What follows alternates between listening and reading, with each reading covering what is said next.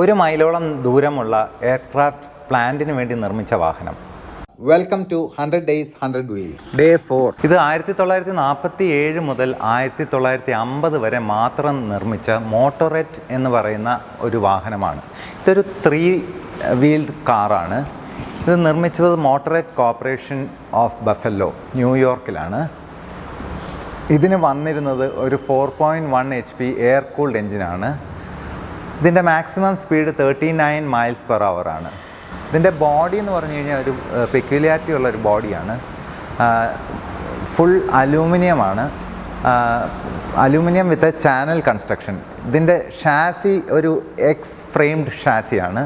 അതൊരു റീഇൻഫോഴ്സ്മെൻറ്റ് കൊടുക്കുന്ന രീതിയിലാണ്.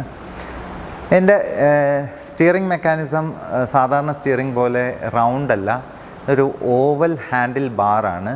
ഈ മോട്ടോറെറ്റിൻ്റെ റിവ്യൂ നിങ്ങൾക്കെല്ലാം ഇഷ്ടമായെന്ന് കരുതുന്നു. ഇഷ്ടമായാൽ ലൈക്ക് ചെയ്യുക, നിങ്ങളുടെ അഭിപ്രായങ്ങൾ കമൻറ്റ് ചെയ്യുക. ഈ പേജ് ഫോളോ ചെയ്താൽ ഇതുപോലെ വ്യത്യസ്തമായ വീഡിയോസ് നിങ്ങളുടെ വിരൽത്തുമ്പിലെത്തും.